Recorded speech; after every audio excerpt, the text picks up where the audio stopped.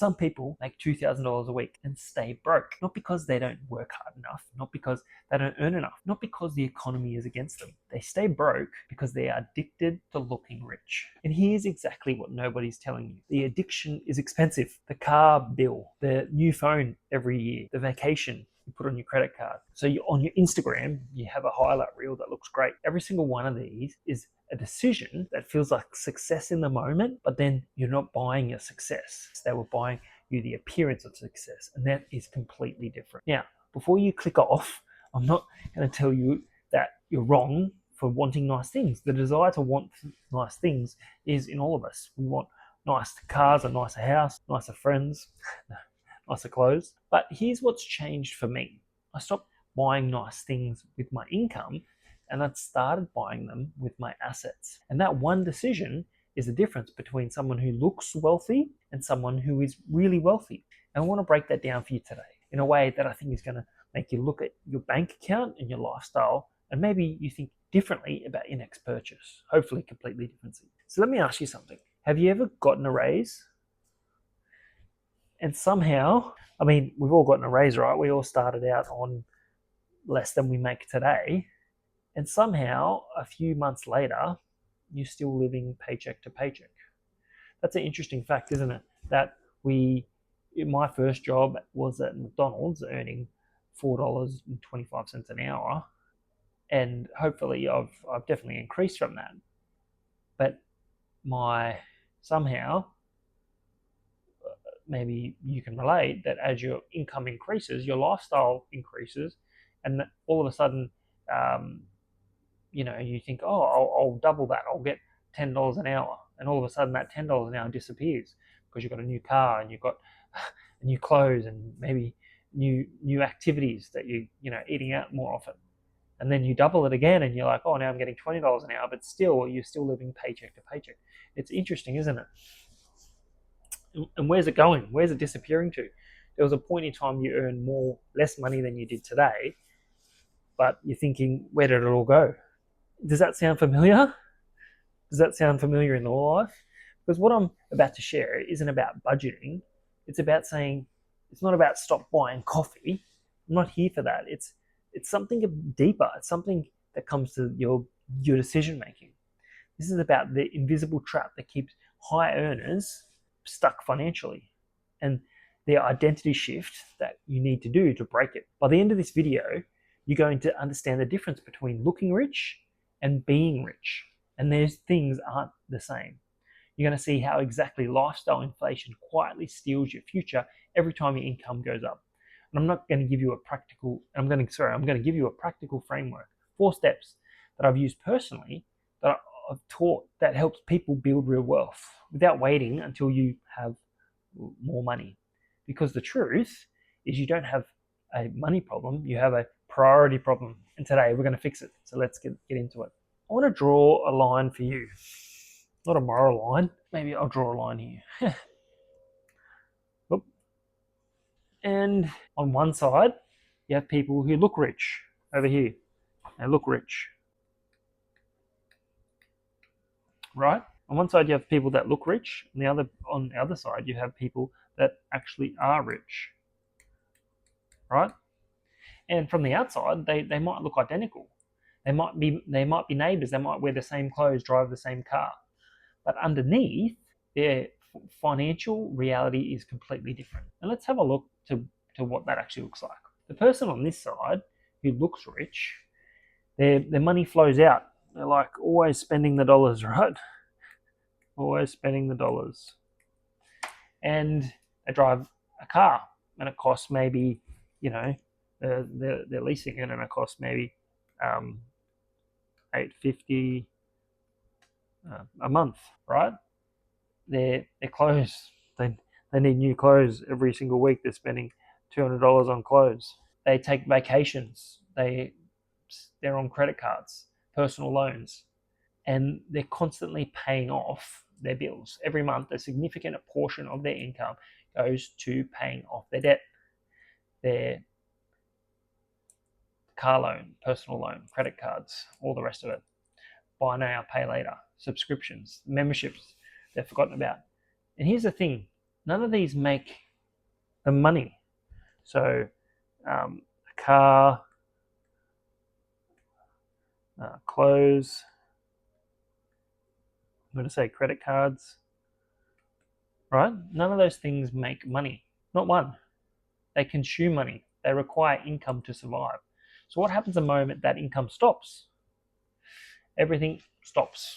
That's not wealth, that's a lifestyle. Now, the person who is rich, their money flows back. They might have a modest car, but they paid it with cash, right? No car loans, no credit cards, no buy now, pay later. They might live in a house that's under what they could afford because they know what the bank was willing to let them borrow, but they thought, well, what's the repayments? What can I actually live off? And maybe I'll buy something less than that, not max out, not live right up to the edge. Because the bank wants you as a customer to spend as much money as they can, right? The bank, they tell you your house is an asset, but they don't tell you whose asset it is. It's them because they're getting the income off it. And the money they didn't spend on the fancy car or the bigger house or the clothes, they maybe purchased a rental property, an investment property. Right? A rental property. And every month they receive an income. Maybe they got a business over here. Right? That's generating them income. Maybe they've put some of that cash instead of going into a car loan or some credit cards or buy loan. Maybe they've got some stocks over here. You know, paying some dividends, getting some franking credits. On the outside, they might not actually look that rich, but actually, they've got all these assets underneath them that are putting money in their pocket.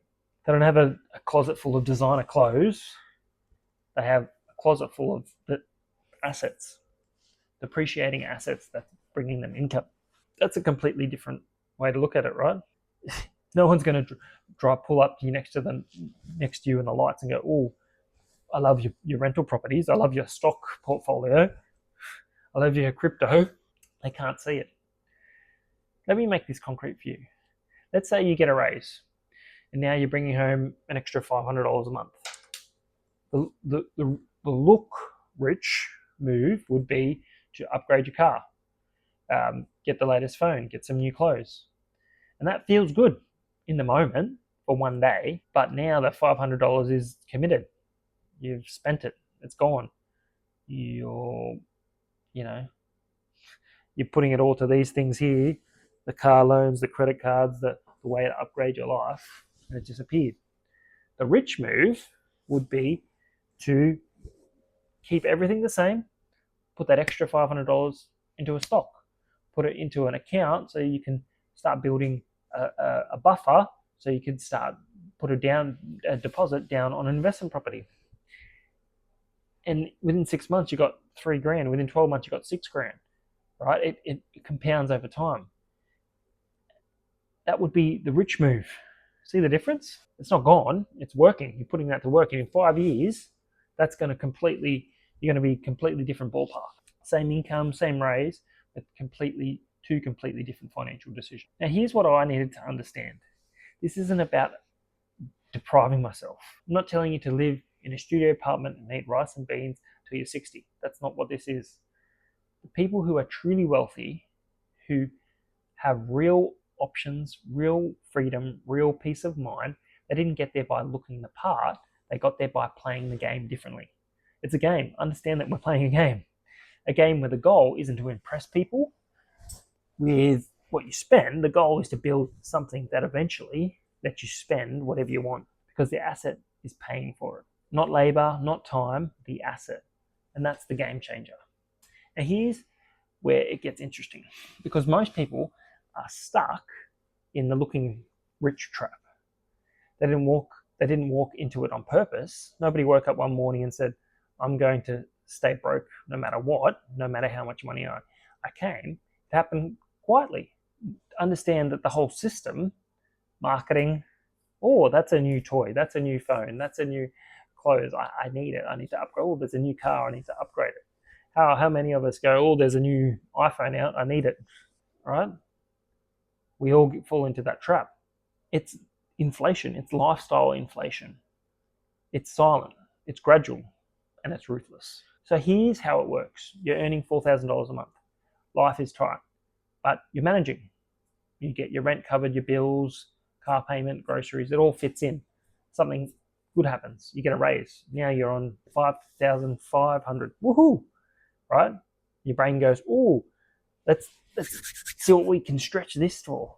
Let's finally afford that nicer apartment. I need to upgrade my car. I need to get a new phone. I can actually eat out at those nice restaurants now. I earned it. I should reward myself.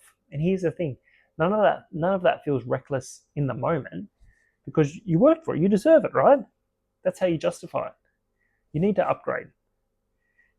And then all of a sudden, within 3 months, that 5,500, you're like, I'm struggling. I can't make it stretch. But only a couple of months prior, you were only living on a little bit less, and you just feel comfortable, and that's lifestyle inflation, the killer. Now let me name some specific things that people are doing, because it's not always the obvious stuff. The average car payment in America is $700 a month, $700 every single month, for something that's worth less and less every single day. It's the phone, $1,000 phone, upgraded every year on a payment plan that you barely notice, right? $100 a month disappears. Oh, I have to have the latest phone. It's the wardrobe. Not an expensive purchase. You need some new threads, right? You need to look the part. It's the holiday. It's the trip. We need to go and upgrade the holiday.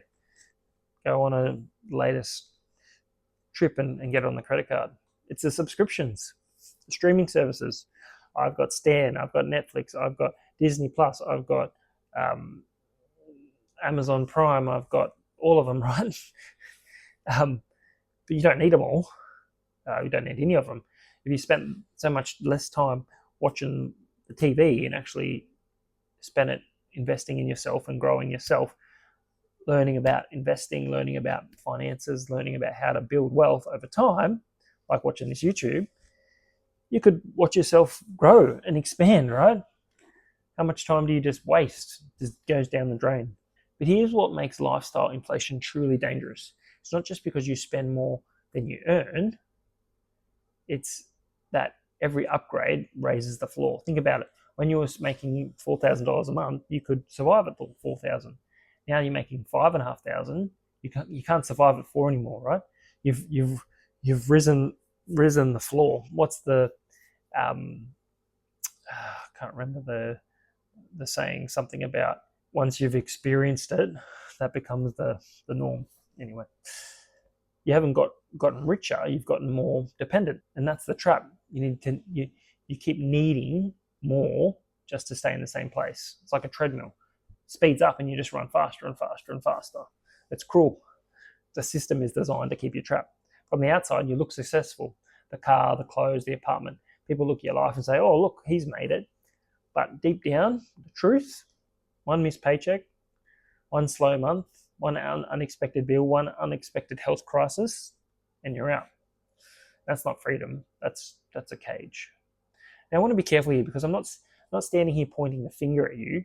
I've made every decision, every wrong mistake as well, right? I've upgraded things that I shouldn't instead of investing. I bought things that felt good in the moment that just have been a waste of money. But I'm telling you you shouldn't be comfortable. That's the enemy. I'm telling you that comfort, purchased before you built your financial foundation, that's what keeps you stuck. And you want to do it the other way around. The question is, am I building something that can eventually fund the life I want, or am I just renting a version of time with every paycheck? Because one of those paths leads to options and the other one leads to really nice looking trap. Hard now, easy later. Easy on the hard, easy principle. Easy on the front end, hard on the back end. Hard on the front end, easy on the back end. If I just want to look good in the moment, it's easy on the front end. It's easy to go and spend all my money. But at the end, it's going to be hard because I'm not going to have anything built up. If I'm hard on the front end, I I save and I invest and I don't just blow it all. Eventually, it's going to be easy. That's the easy hard principle. I want to tell you something personal because I'm not teaching this from a textbook. I'm teaching you from my own experience. I grew up with not a lot. Money wasn't something we had in abundance in my household. And I can remember going to the grocery store and we're going through the checkout as a kid, and we go and do the cash register pulled up the bill, and we go, oh no, we have to put a few things back because we didn't have enough money to buy all those items that we'd chosen, right? With my mum. That wasn't how I grew up. That was tough. And it wasn't in abundance when we grew up.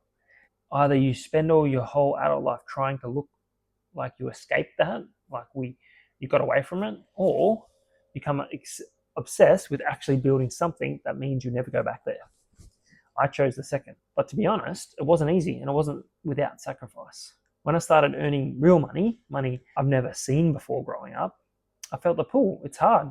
My peers were upgrading their cars, they were going on holidays, they were getting the new gear, living like their income had arrived.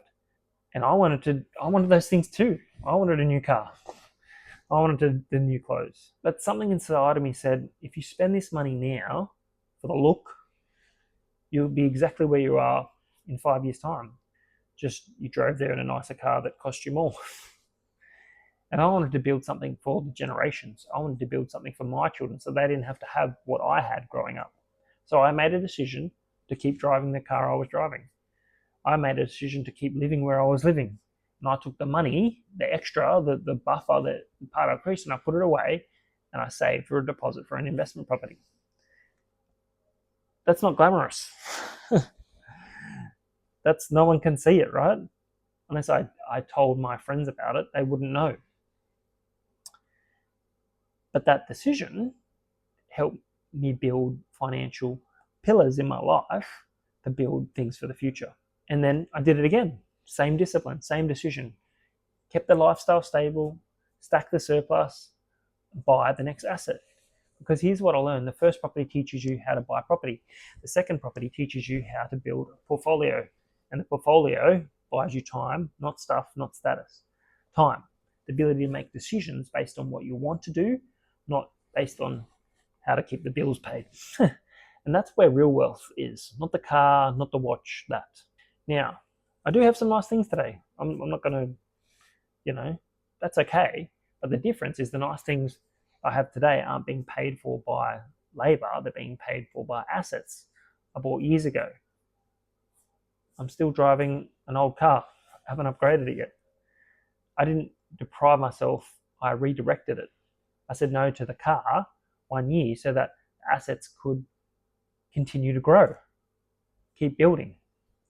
And that's one thing I want to carry across on this video. You don't have to stop wanting a good life. You can upgrade. You just need to be patient. Do it at the right time. You don't have to punish yourself forever. You just need to wait. You just need to get it in the right order. Asset first, lifestyle second. Because when the asset pays for the lifestyle, you own the lifestyle. And the paycheck pays for the lifestyle owns you. So how do I actually do this? How do I actually break the cycle, especially if you're already in the trap of inflation? 4 steps, 4 simple steps. Okay. All right, so let's talk about what to actually do, because here's the thing about information. Information without application is just entertainment. I'm not here to entertain you. I'm here to change the way you think about every financial decision you make from this point forward. So here's the 4 steps. I want to help you write these down. Take a screenshot. Pause the video. Do whatever you need to do. Ready? Number 1. Freeze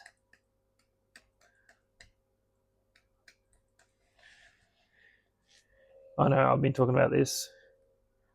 Your lifestyle. Freeze your lifestyle. When your income goes up, your expenses don't move. Not yet. I know that feels counterintuitive. I know everything in your environment is telling you to upgrade. Your friends are upgrading. The ads know your income went up before you even have told by your boss, right? But here's what freezing your lifestyle does. It creates a gap. And that gap between what you earn and what you spend is the most important number in your financial life. More important than your income, more important than your credit card score. The gap is called your surplus. And the surplus is the raw material of your wealth. No surplus, no wealth. It's that simple. So the moment your income increases, before you do anything else, make a decision. This extra money is not for spending. This extra money is for building wealth for the long term. Lock that in. Step 2.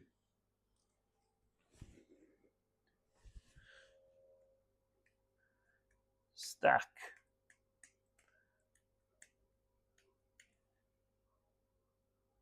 the surplus. That sounds simple, doesn't it? Simple is not the same as easy, but the concept is not complicated. Every dollar of the gap you create in step 1, protect it, accumulate it. Do not let your lifestyle creep sneak in and stick the side door and steal it. No new subscriptions, no new upgrades. Just make the gap. No one-time purchase because I can. Just stack it. Because here's what stacking does. It turns the gap into a weapon. $500 a month stacked for 6 months is $3,000. 12 months, $6,000. That's an opportunity to build some wealth. Number 3.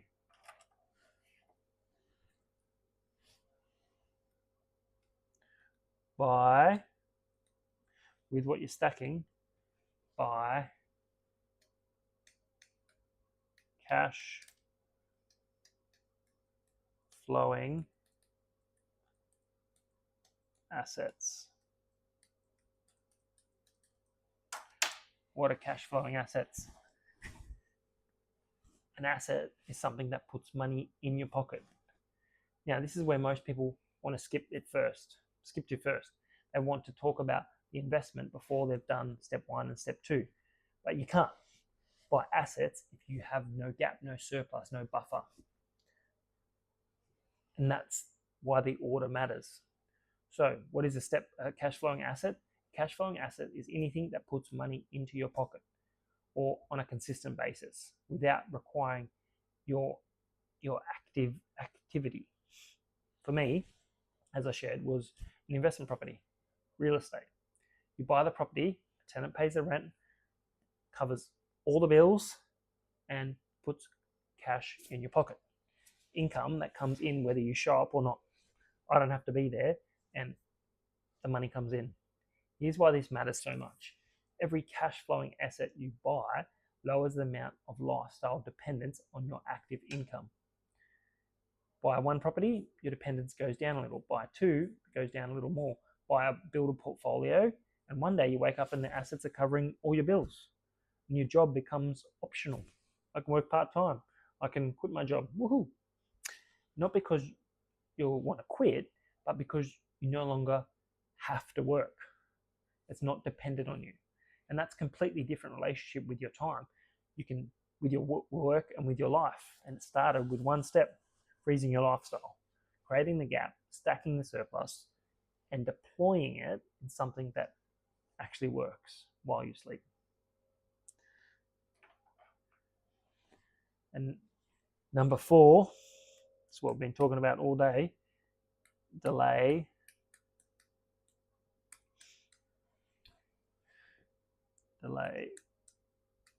the status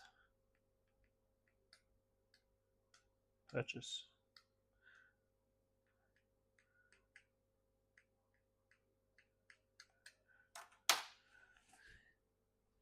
Notice I said delay, not eliminate, not ever, not deprive yourself forever.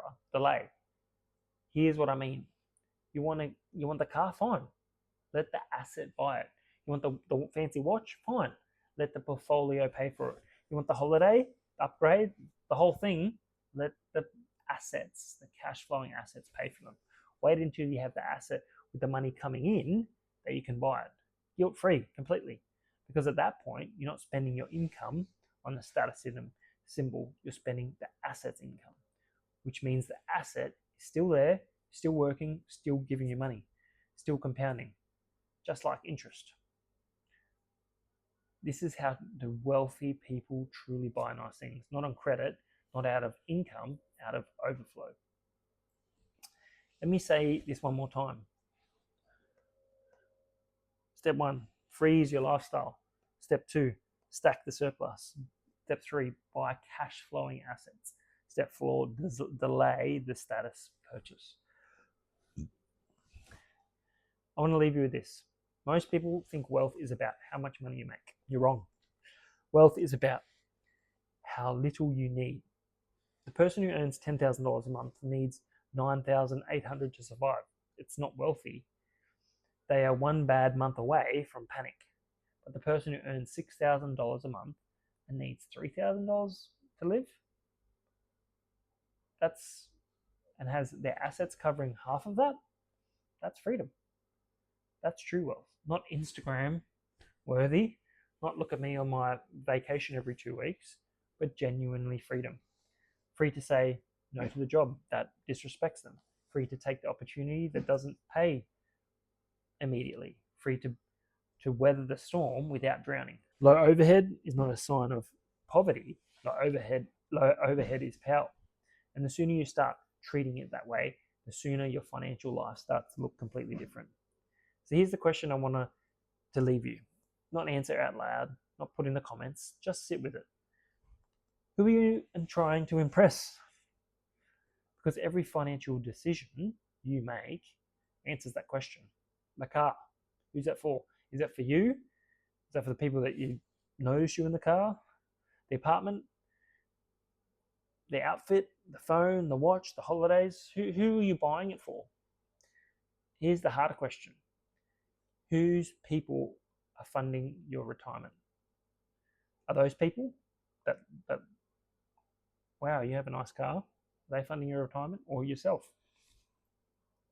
Who's gonna give wealth to your children's children? Right? Is that you or those people that you're trying to impress? Because if the answer is not yourself, you're not building wealth for your future, no one else is.